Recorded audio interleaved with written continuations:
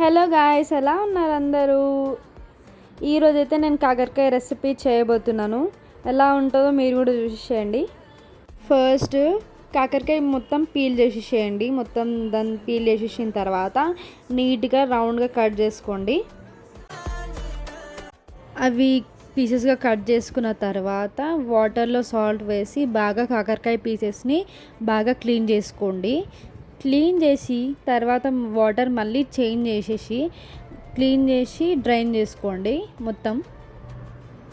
So అప్పుడే మనకి ఇంకా చేదు అనేది పోతుంది, క్లీన్ అవుతుంది బాగా కాకరకాయ. ఇప్పుడు స్టవ్ ఆన్ చేసుకొని ఒక కడాయి పెట్టేద్దాం.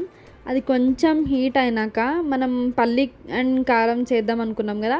సో దానికోసం మనం ఫస్ట్ పల్లీలు రోస్ట్ చేసుకోవాలి. బాగా రోస్ట్ చేసి బాగా కలుపుతూ ఉండండి. అవి రోస్ట్ అవ్వాలి. బాగా కలిపి ఒక దాంట్లో పక్కన తీసేసుకోండి. అవి చల్లగా అవ్వాలి, మిక్సీలో పట్టుకోవాలంటే మనం.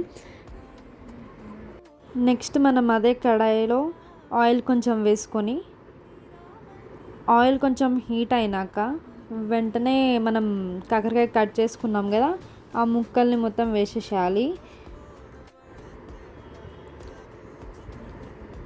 వేసుకున్నాక బాగా కలపండి. ఫస్ట్ అయితే బాగా మొత్తం ఆయిల్కి పట్టేలాగా మొత్తం బాగా కలపాలి.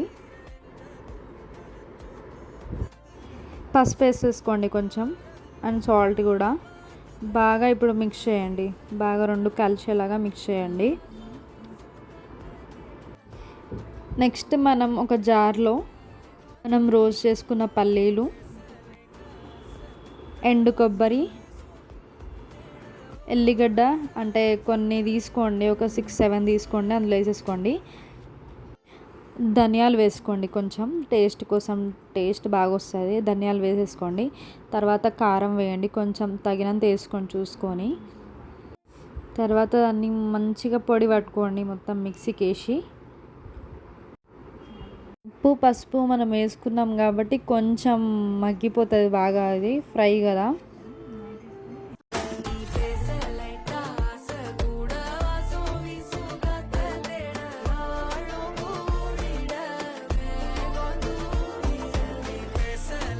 మనం చేసుకునేది ఫ్రై కాబట్టి ఎంత ఆయిల్ పోసినా కూడా తక్కువే అవుతుంది.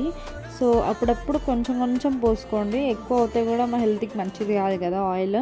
సో ఫ్రై అన్నాక ఇంకా ఆయిల్ తప్పదు. నేనైతే ఇందులో బెల్లం యాడ్ చేస్తున్నా. క్యూబ్ ఉంది కదా, దాంట్లో సగమే యాడ్ చేస్తున్నా. కాకరకాయ ఫ్రైలో బెల్లం యాడ్ చేస్తే చాలా టేస్ట్ వస్తుంది.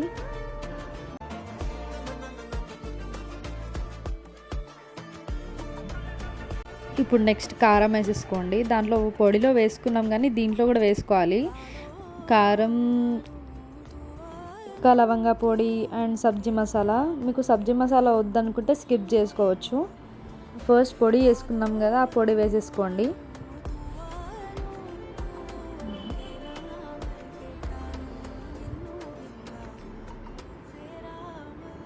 అండ్ లాస్ట్కి కొత్తిమీర వేసేసుకోండి. ఇది నాకు మా అమ్మ నేర్పించిన రెసిపీ. చాలా బాగుంటుంది. మీరు కూడా ట్రై చేసి కమెంట్లో చెప్పండి. Bye bye.